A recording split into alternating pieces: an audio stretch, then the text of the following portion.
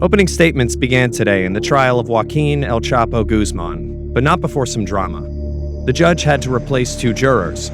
One said he had a conflict with his job, the other offered up a doctor's note, citing anxiety. Security is high, cameras aren't allowed in, and U.S. Marshals will escort him to court from a cell in an undisclosed location. Two artists have been drawing El Chapo since he started making pre-trial appearances last year. My name's Christine Cornell. I'm a courtroom artist. I started in 1975. I grew up in this business. I did it straight out of art school, where they don't allow cameras in. I'm their camera. I consider myself both a journalist and an artist.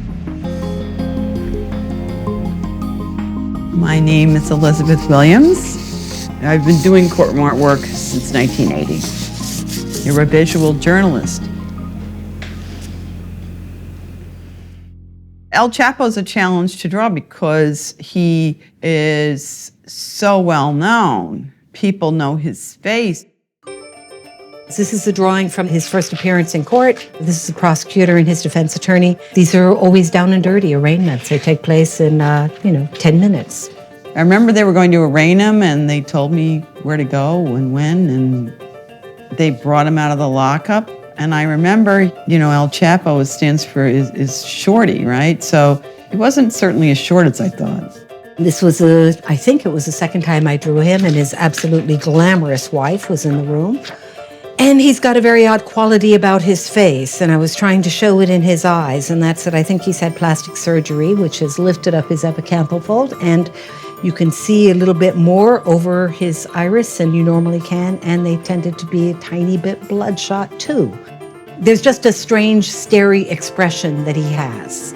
You get off like by a millimeter with that nose or those eyes, and you sort of miss the look, miss he kind of moves over at the judge and then he'll look over at his wife, and then lately he's looked at his wife a lot more.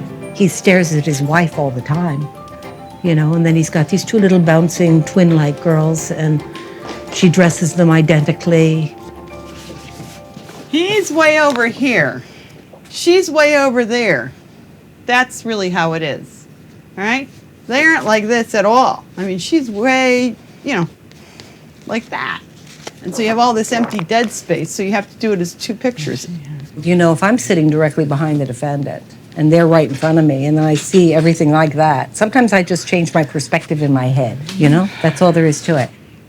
I wanted to be a fashion illustrator. I worked in the Hollywood industry doing costume illustration for various designers. Then I also did other jobs. And the problem was that I really couldn't make ends meet. And so my professor suggested that I do courtroom art. Never in a million years thought I was going to be a courtroom artist. I was always inclined more towards fine arts. But this is the first thing that I did where they just kept calling me to come back. And it's actually, turned out to be a real gift of mine to do portraits. We're heading to Brooklyn Federal Court.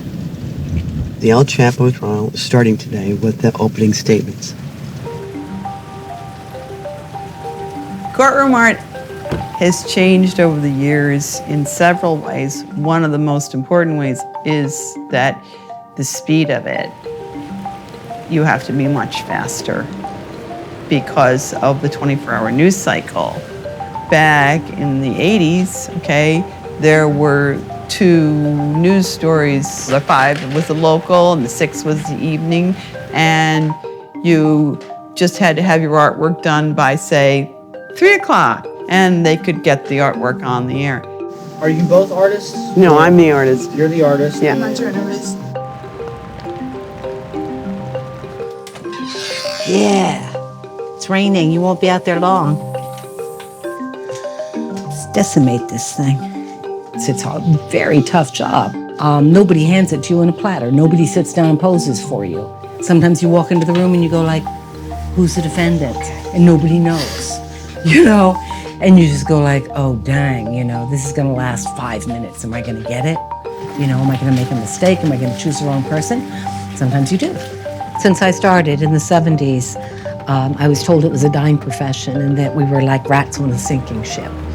And the truth of the matter is that it is competitive, and it did used to support an awful lot more artists than it does today. And we are much more on each other's turf over, you know, who gets his job